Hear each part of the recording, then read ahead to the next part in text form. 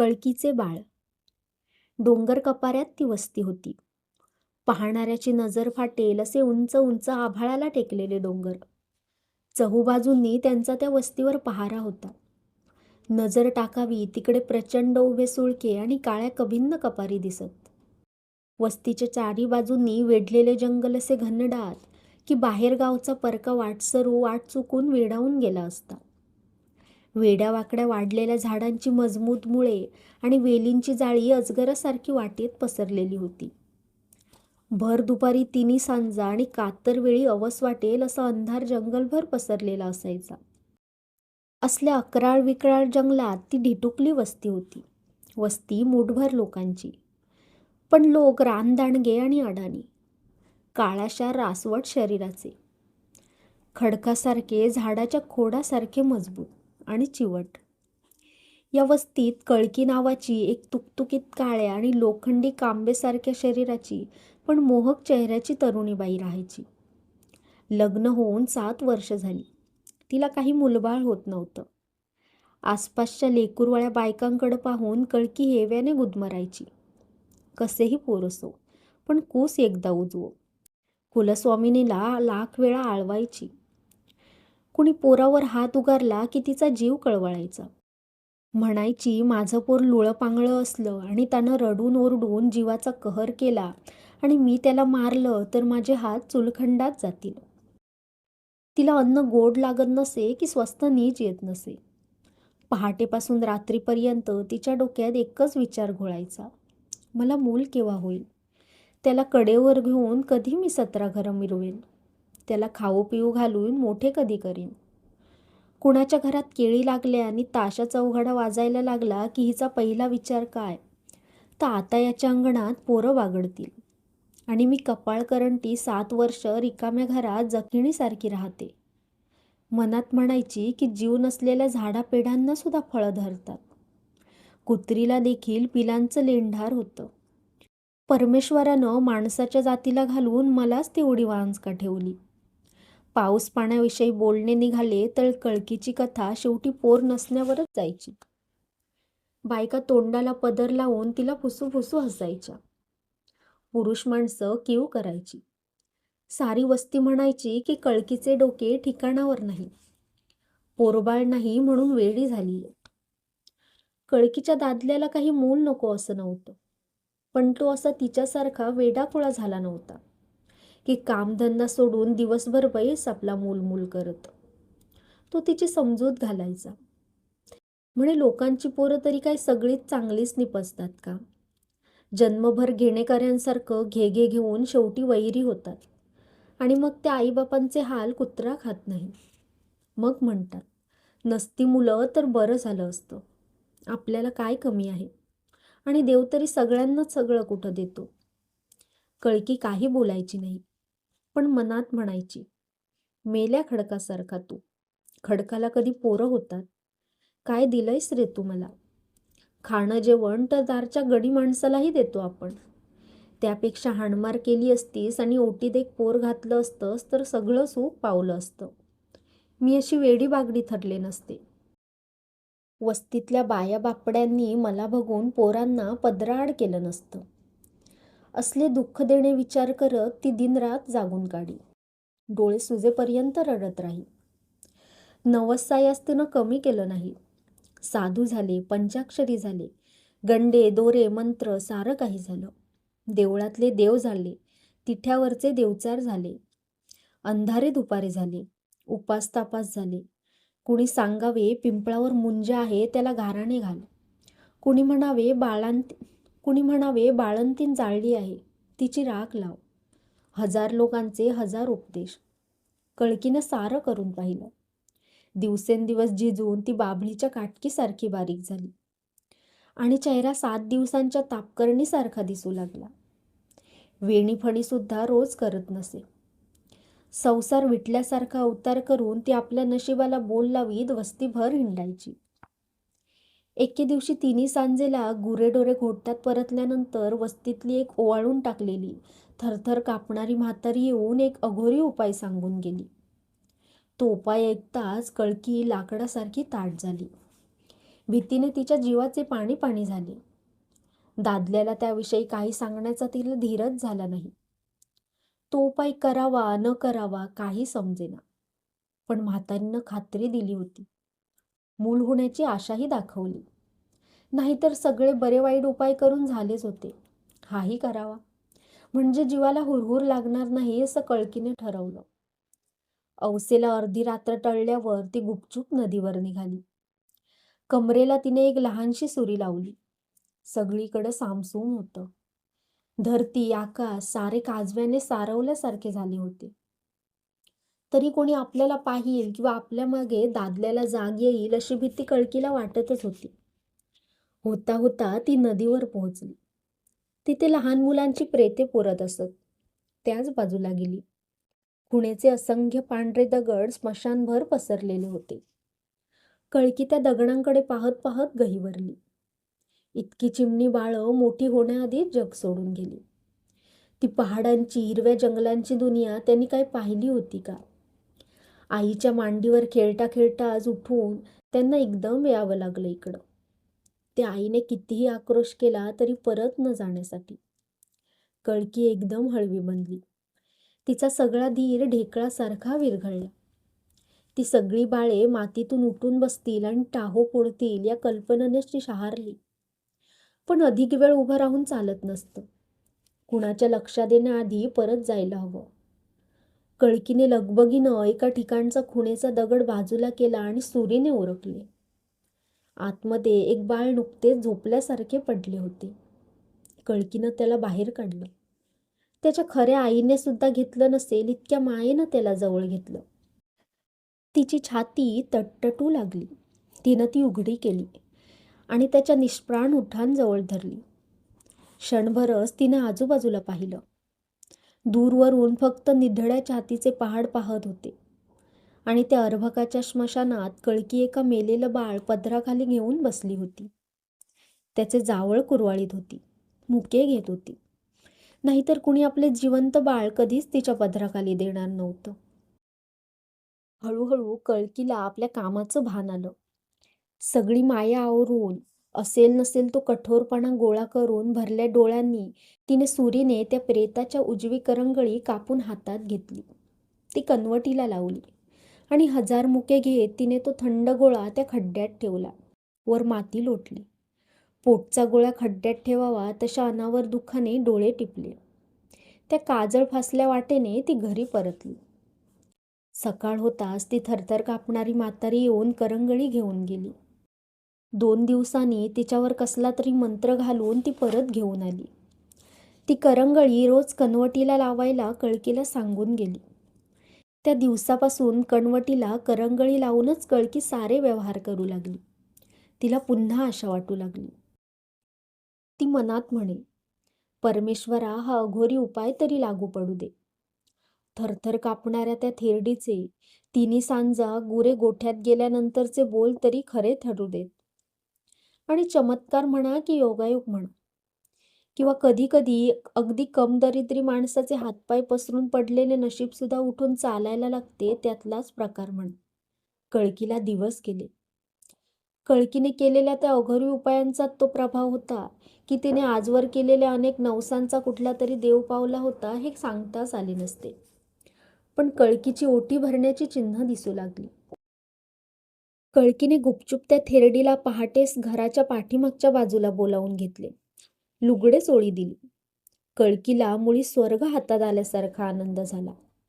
तिचे मावळलेले हसू परत आले.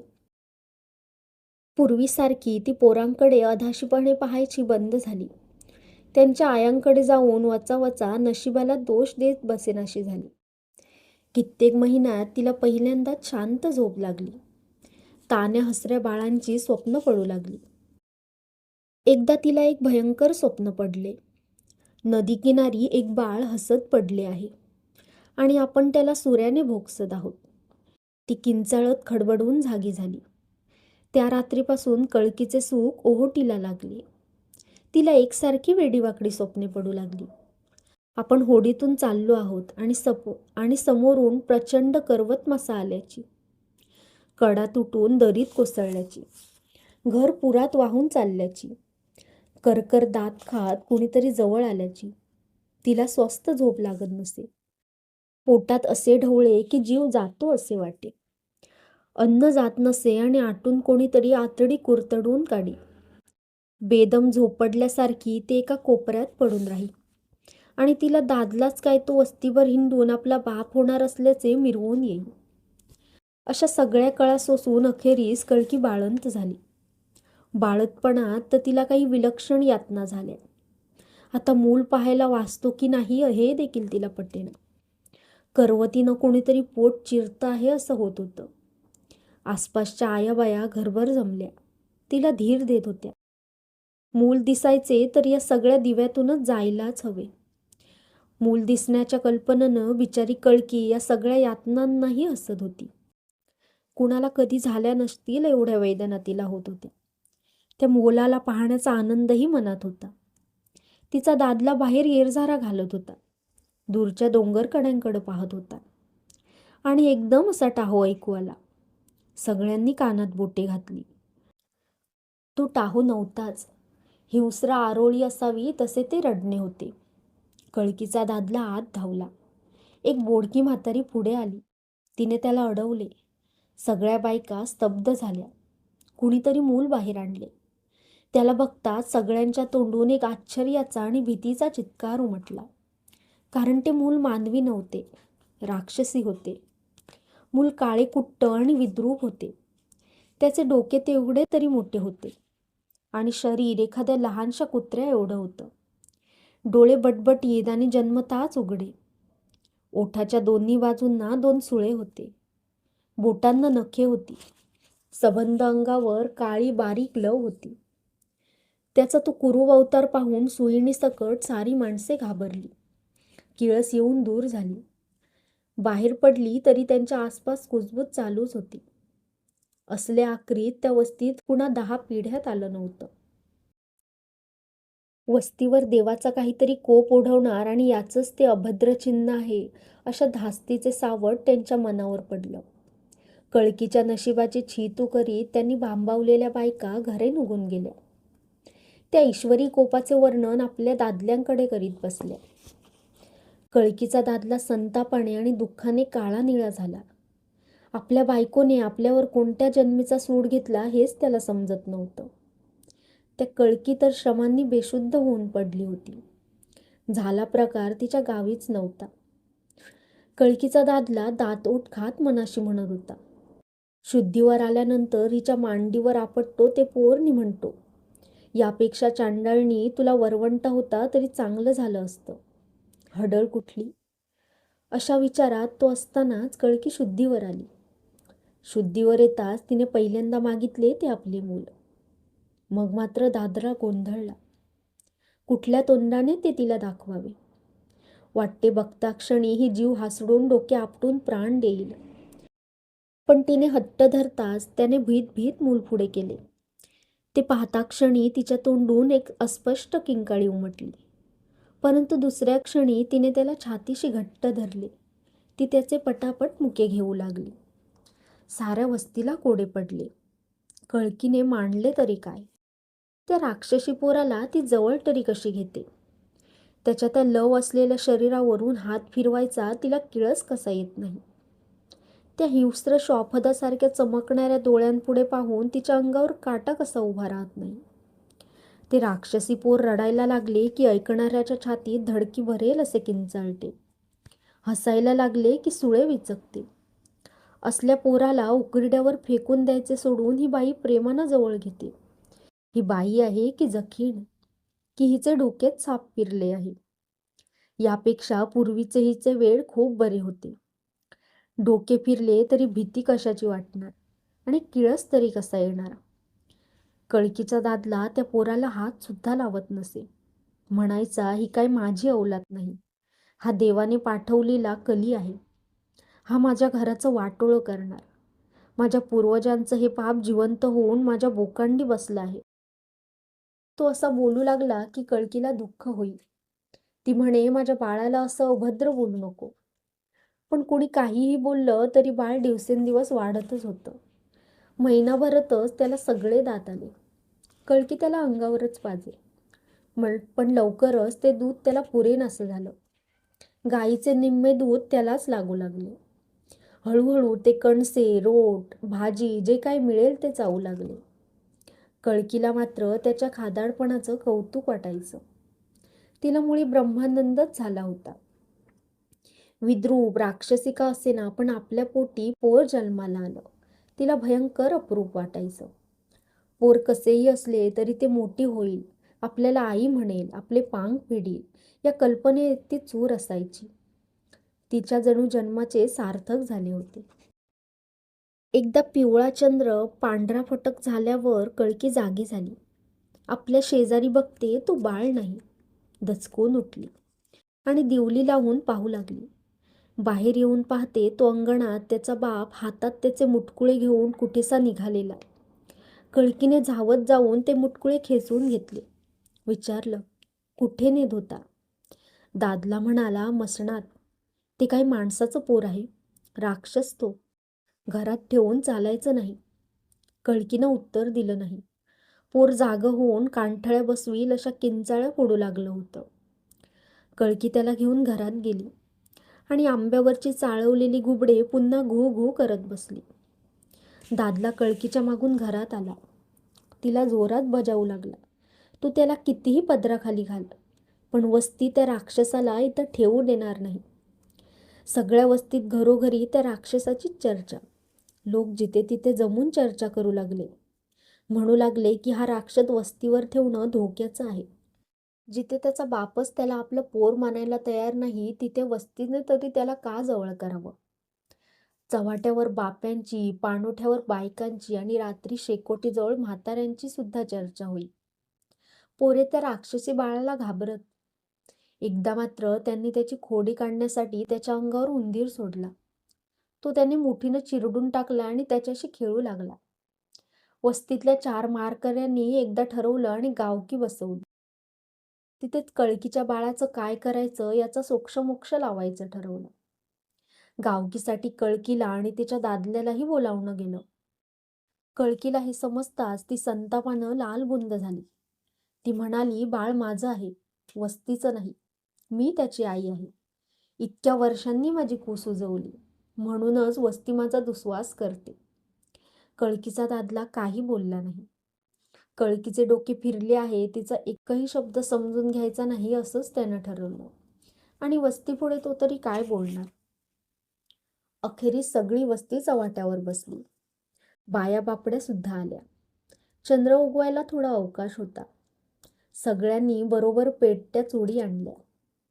त्यांचा उजेड चांदण्याहून अधिक पडला. जवळच कोणाड्यासारख्या छोट्या देवळात कालीमातेची लहानशी मूर्ती होती. तिच्या पुढ्यात तुपाचा दिवा ढणाढणा जळत होता. वस्तीपलीकडे पहाड सुन्नपणे पाहत होते. कळकीचा दादला तिला घेऊन आला. बाळाला तिकडे आणायला मात्र तिला धीर झाला नाही. गावकीने कळकीला सांगितलं, तुझं बाळ माणूस नाही, राक्षस आहे. उद्या त्याच्यामुळे वस्तीवर संकट येईल, तेव्हा त्याला मारून टाकणंच ठीक आहे. कळकी उसळून त्यांना म्हणाली, तो राक्षस नाही, राक्षस तुम्ही आहात. आईकडून बाळ ओढून घेणारी तुम्ही माणसं नव्हेच. तुम्ही काय वाटेल तर केलं तरी मी जिवंत आहे तोवर तुम्हा दोघांना वेगळं करता येणार नाही. त्याला या वस्तीतून नाहीसं करायचं तर आधी माझा प्राण घ्या. तिचं हे बोलणं ऐकून सगळे चुपचाप झाले. कुणालाच काही बोलावं सुचना. एकदम जमावातली एक झिंजा पिंजारलेली बाई उठून उभे राहिली. तुझा कसा प्राण जाईल? जखीण आहेस तू, जखीण. त्या राक्षसाला जन्माला घातलंस, तुला काय माणूस म्हणायचं? जखीण आहेस म्हणून कवटाळून बसलीयस त्या राक्षसाला. तिचे बोलणे संपायच्या आत आणखी काही बायका उठून उभ्या राहिल्या. जखीण आहे ती म्हणून ओरडू लागल्या. मानकऱ्यांनी त्याला गप्प बसण्याचा प्रयत्न केला तरीही ते ऐकेना. अखेरीस एक वृद्ध मानकरी उठून उभे राहिले आणि संतापाने दुःखाने धगधगत्या असलेल्या कळकीला म्हणाले, तू त्या राक्षसी मुलाचा नाद सोड, त्याला आमच्या स्वाधीन कर, नाहीतर तू जखीण आहेस असं आम्ही समजू. त्यासरशी कळकी उसळून म्हणाली, मी तुम्हाला माझ्या बाळाच्या अंगाला बोट सुद्धा लावू देणार नाही. का म्हणून देऊ? इथली कुठली बाई आपलं बाळ आपल्या हातांनी मरू घालील. असेल ते बाळ विद्रूप, पण ते माझे बाळ आहे. मी त्याची आई आहे. माझं नवसाचं बाळ मला हवं. म्हणून मी काही जखीण होत नाही. तेव्हा सगळ्यांनी गिल्ला करून तिला जखीण जखीण म्हणायला सुरुवात केली. पण मानकरांनी त्यांना शांत केलं आणि म्हणाले, त्या राक्षसाला तू आपलं म्हटलंस म्हणजे तू जखीणच आहेस. नसशील तर समोर देवी आहे. तिच्यावरचं फूल उचल आणि सांग, मी जखीण नाही. सगळी आता कळकी काय करते ते एक टक लावून पाहू लागले. कळकीचं मन गलबलून आलं. काही क्षण ती तशी दूरवरच्या डोंगरकड्यावरून उसवणाऱ्या चंद्राकडे पाहत सुन्न उभी राहिली. नंतर देवीकडे मान वळवून न पाहता घराच्या दिशेनं चालती झाली. सगळी मंडळी चकित झाली. कळकी देवीवरचे फूल उचलणार नाही असं कोणालाच वाटलं नव्हतं. तिने असे केले याचा अर्थ त्यांच्या दृष्टीने अगदी उघड होता. देवीवरचं फूल उचललं नाही तर आपल्याला बट्टा लागेल हे कळकीला कळत नव्हतं असं नाही. पण त्या क्षणी तिने तसं करण्याचा धीर घेतला नाही. तिला एकदम आपण केलेलं अघोरी कृत्याची आठवण झाली. स्मशानात जाऊन अर्भकाच्या मुडद्याची करंगळी आपण कापली. हेच देवाघरी पाप ठरेल. मग आता कुठल्या तोंडानं देवीवरचं फूल उचलायचं? आपण पापी आहोत. मग देवीच्या पायाला स्पर्श तरी कसा करायचा? या एकाच विचारानं कळकी फूल उचलायला तयार झाली नाही. पण त्यामुळं सारा गाव बिथरला. सगळी कळकीला उघड उघड जखीण म्हणू लागली. कुणी तिच्याशी बोलायला तयार नव्हतं. साऱ्या वस्तीने कळकीला आणि तिच्या बाळाला वाळीत टाकलं. पाणवठ्यावर पाणी भरायची तिला बंदी झाली. लांब रानातल्या एका झऱ्याचं पाणी ती दररोज भरून आणू लागली. कळकीच्या दादल्यानं तिला आणि राक्षसाला घराबाहेर आकलून द्यावं असं सुद्धा त्याला लोकांनी सांगितलं. पण त्याने ते मानलं नाही. कदाचित त्याला अजून कळकीबद्दल थोडी माया असावी, किंवा तिला हाकलून दिल्यातनं ती आणि तिचं बाळ आपल्यावर काहीतरी जादूटोणा करेल अशी भीतीही वाटत असावी. कळकी जखीण असल्याचं वस्तीत जाहीर झाल्यापासून त्यालाही तिची भीती वाटू लागली. कळकी मात्र या कशाची पर्वा करत नव्हती.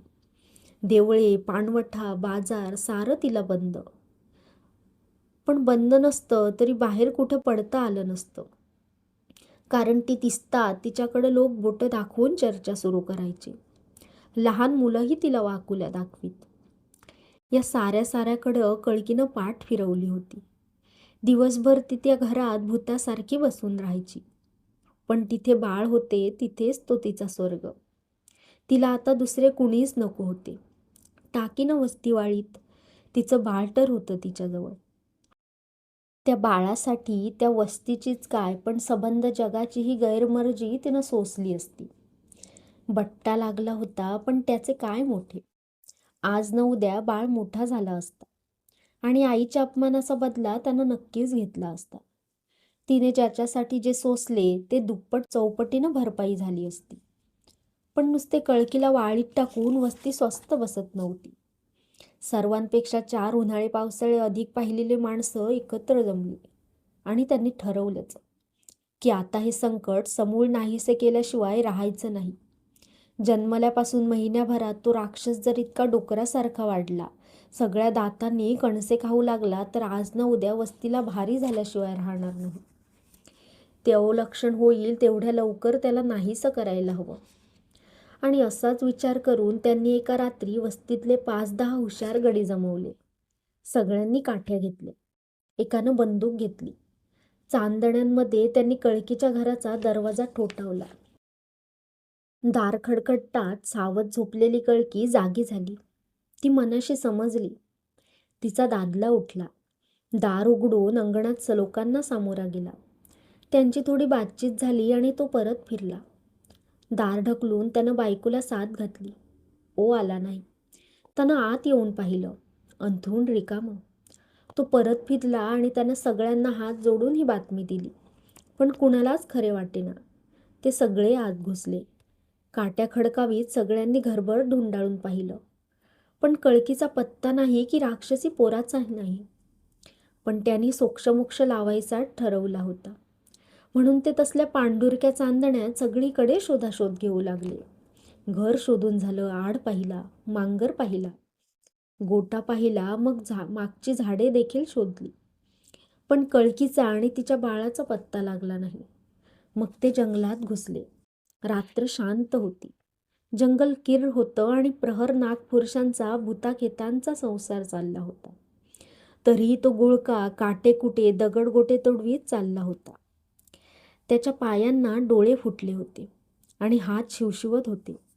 हसत बडबडत काट्या आपटीत ते चराचरा चालत होते. एकीकडे त्यांचे कान त्या शांततेत कुठला आवाज ऐकू येतो का याचा वेध घेत होते. ते डोंगर चढू लागले आणि त्यांना दूरवरून बाळाचा टाहो ऐकू आला. सगळे त्या दिशेला निघाले. झाडांच्या गर्दीतून त्यांना हवे होते ते दिसले. मध्ये थोडीशी उघडी जागा होती. तिथे एक झरा होता. झऱ्याजवळ बसून कळकी आपल्या बाळाला पाणी पाजीत होती. त्याला 2 घोट पाणी पाजून ती स्वतः पिऊ लागली. इतक्यात बंदुकीचा बार झाला. कळकीने पालथे पडून बाळाला झाकून घेतले. एकाएकी तिच्या खांद्यातून कळावर कळा येऊ लागल्या. तसेच तिने त्या जड बाळाला उचलले आणि ते बेभामपणे पळत सुटली. पायाखालच्या दगडाकाट्यांनाही तिची शुद्ध राहिली नाही. खांद्यातल्या जखमेतून उसळणाऱ्या रक्ताचीही फिकीर राहिली नाही. तिला एवढंच समजत होतं, सारी रानदांडगी वस्ती आपल्या बाळाच्या प्राणावर उठली आहे. त्याला त्यांच्यापासून वाचवायला हवं, काहीही करून वाचवायला हवं. त्यासाठी आपल्याला अंगभर जखमा झाला तरी सहन करायला हव्या. एका बाळासाठी कळकीचा दादला अंतरला होता. सारी वस्ती अंतरली होती. पण त्याचे एवढे काही नव्हते. तिला त्याला अंतरायला नको होतं. काहीही झालं तरी बाळ दूर होऊ देणार नाही. काहीही झालं तरी. या विचारानं कळकी बेभान झाली, वेडी झाली. काळोखातून डोंगर चढत होते. काळे कुट्ट सुळके तिचे ते साहस पाहत होते. इतका वेळ धावून तिचं पाय लटालटा कापत होते. पुढचे पाऊल उचलताना आपण कोसळून पडू असंच वाटत होतं. कडेवरचे ते जड ओझे क्षणाक्षणाला अधिकाधिक वाटत होते. पण कळकीला क्षणभरही थांबणे शक्य नव्हते.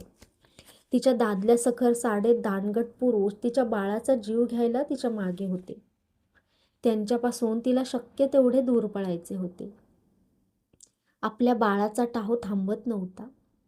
त्या किंकाळ्यावरून त्यांची दिशा समजत होती. आता ती काळोखातही लपू शकत नव्हती. बाळाला भूक लागली होती. त्याची भूक मोठी अनावर होती. पण आता इथे त्याला देणार तरी काय, थांबणार तरी कुठं? एवढ्यात कळकीला दगडांमध्ये एक गुहा सापडली. काळोखात तिला डोळ्यांनी दिसणं शक्य नव्हतं. पण त्याही पलीकडच्या कुठल्या तरी शक्तीनं तिला ती जाणवली एवढं खरं. आत एखादे जनावर असेल असं तिच्या मनातही आलं नाही. तितका विचार करण्याची शक्ती तिच्या उरलीच नव्हती. तिच्या बाळाच्या वैऱ्यांपासून आसरा घेणं एवढा एकच विचार तिच्या डोक्यात भिनला. तिला आसरा हवा होता. बाळाला भूक लागली होती. त्याला निदान पदराखाली तरी घ्यायला हवं. ते भुकेनं आक्रोश करत होतं. त्याला शांत करून झोपवायला हवं. कळकी गुहेत शिरली. गुहेच्या तोंडावर येईल अशा बेतानं तिनं मोठ्या दगडाला धक्का दिला. अगदी टोकावरचा तो दगड थोडासा धक्का मिळताच घरंगळत खाली आला. गुहेच्या तोंडावर अगदी बरोबर बसला. कळकीचा जीव विसावला. पाठलाग करणाऱ्या मंडळीपासून ती आणि तिचं बाळ आता सुरक्षित होतं. ही जागा त्यांना त्या काळोखात सापडणं शक्य नव्हतं. आणि जरी जागा सापडली तरी तोंडावरचा दगड हलवणं मुश्किलीचं काम होतं. जीव जरा विसावताच खांद्यांची जखम ठणकू लागली. डोळ्यांपुढे झापड येऊ लागली. लाल निळे ठिपके दिसू लागले. तरीही कळकीनं सगळी शक्ती गोळा करून बाळाला पाजायला घेतलं.